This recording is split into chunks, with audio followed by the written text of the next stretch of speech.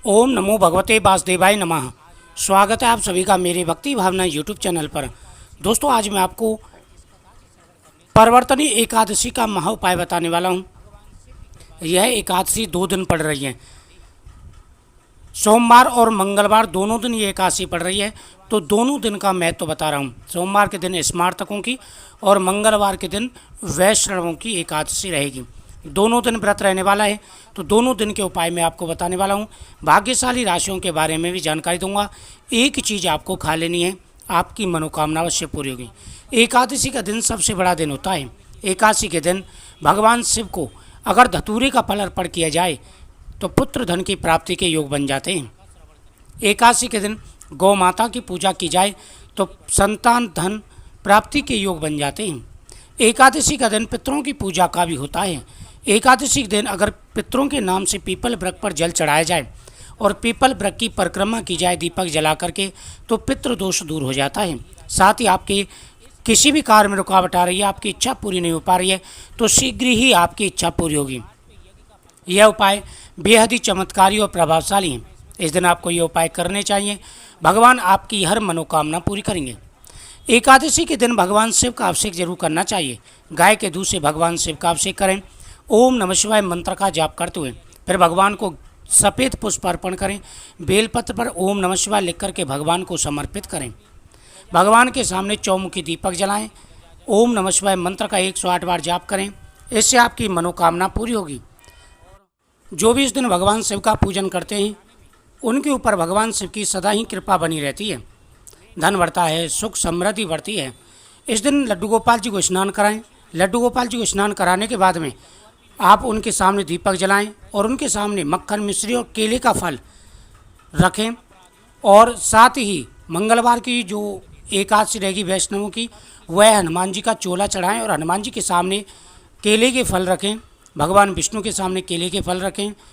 फिर ओम नमो भगवते वासुदेवाय नमः और ओम हनुमंते नमः दोनों मंत्रों का जाप करते हुए उन केले के प्रसाद का भोग आपको खाना है। इससे आपकी मनोकामना पूरी होगी। मेष राशि, वृषभ राशि, कर्क राशि, कन्या राशि, तुला राशि, धनु राशि, मकर, कुंभ और मीन राशि इस दिन बेहद ही भाग्यशाली रहने वाली हैं। एकादशी का दिन शास्त्रों में बड़ा दिन कहा गया है। अगर एकादशी के दिन भगवान का पूजन किया जाए तो व्यक्ति हर प्रकार के सुख और वैभव प्राप्त कर लेता है। जीवन में आ रही हर प्रकार की मनोकामनाएं पूरी हो जाती हैं। एकादशी के दिन शाम के समय आप पीपल वृक्ष के नीचे दीपक जलाएं। भगवान शिव के सामने दीपक जलाएं। भगवान विष्णु के सामने दीपक जलाएं। पितरों के सामने दीपक जलाएं। घर के मेन दरवाजे पर और तुलसी माता के सामने भी दीपक जरूर जलाएं।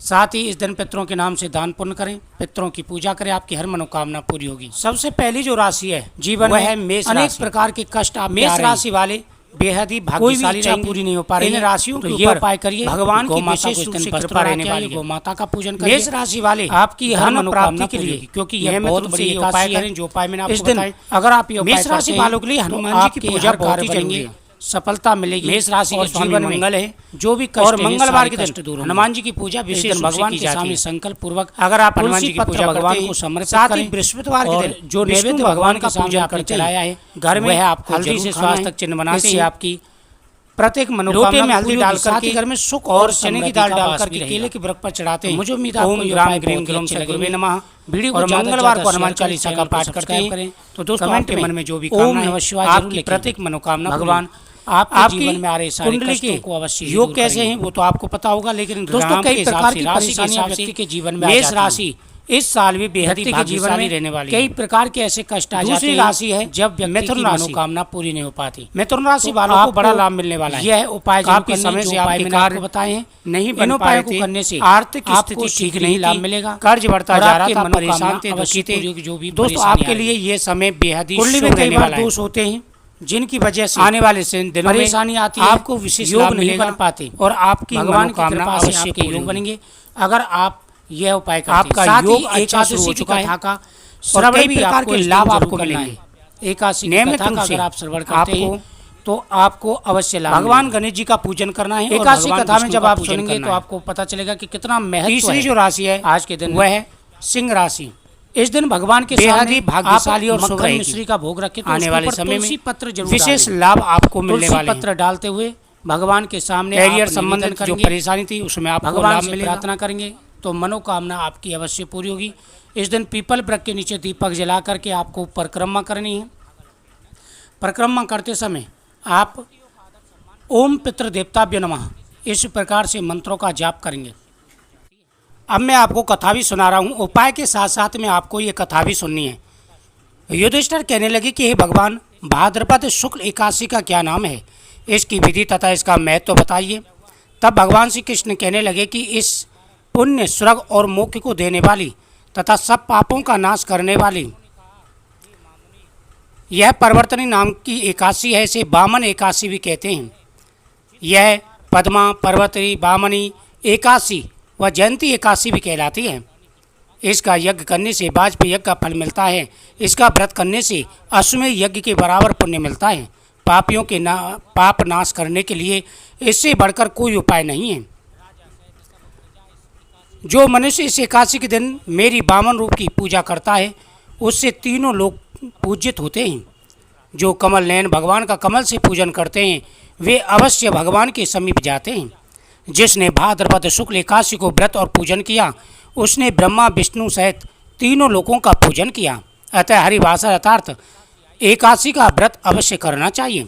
इस दिन भगवान करवट लेते हैं, इसलिए इसको परिवर्तन एकादशी भी कहते हैं।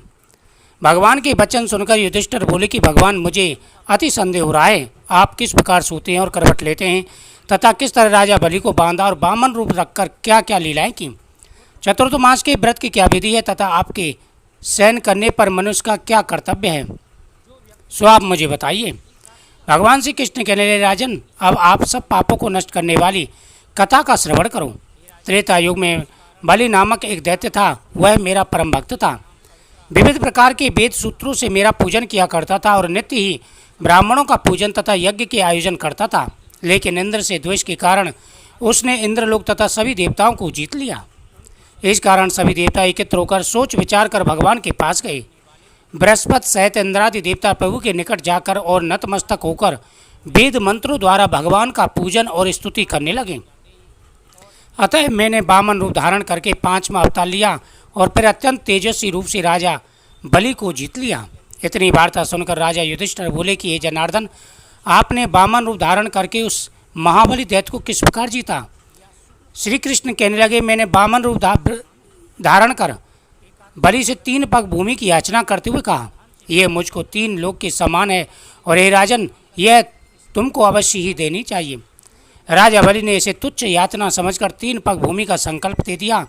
मैंने अपने त्रिविक्रम रूप को बढ़ाकर यहाँ तक कि भूलोक में पद, भूलोक में जंगा, स्वर्गलोक में कमर, महलोक में पेट, जनलोक में हृदय, यमलोक में कंठ की स्थापना कर सत्यलोक में मुख, उसके ऊपर मस्तक स्थापित किया। सूर्य, चंद्रमा आदि सब ग्रह, गण, नक्षत्र, योग, इंद्रादि देवता और शेष आदि सब नागगणों ने विविध प्रकार से वेद सूत्रों से प्रार्थना की। तब मैंने राजा बलि का हाथ पकड़कर कहा कि हे राजन, एक पद से पृथ्वी, दूसरे से स्वर्गलोक हो गए, अब तीसरा पग कहाँ रखूँ। तब राजा बलि ने अपना सिर झुका लिया और मैंने अपना पैर उसके मस्तक पर रख दिया, जिससे मेरा वह भक्त पाताल को चला गया। फिर उसकी विनती और नम्रता को देखकर मैंने कहा कि हे बलि, मैं सदैव तुम्हारे निकट ही रहूँगा। विरोचन पुत्र बलि से कहने पर भाद्रपद शुक्ल एकादशी के दिन बलि के आश्रम पर मेरी मूर्ति स्थापित हुई। इसी प्रकार दूसरी क्षीर सागर में शेषनाग के पृष्ठ पर हुई। हे राजन, इस एकादशी को भगवान शयन करते हैं और करवट लेते हैं, इसलिए तीनों लोकों के स्वामी भगवान विष्णु का उस दिन पूजन करना चाहिए। इस दिन तांबा, चांदी, चावल और दही का दान करना उचित है। रात्रि को जागरण अवश्य करना चाहिए।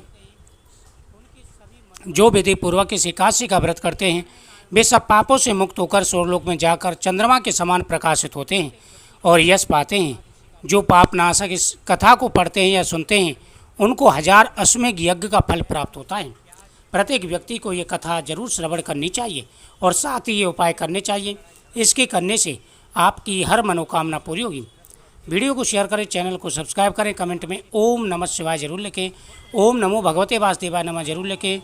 आपके हर मनोरथ पूरे होंगे। जय श्री कृष्ण।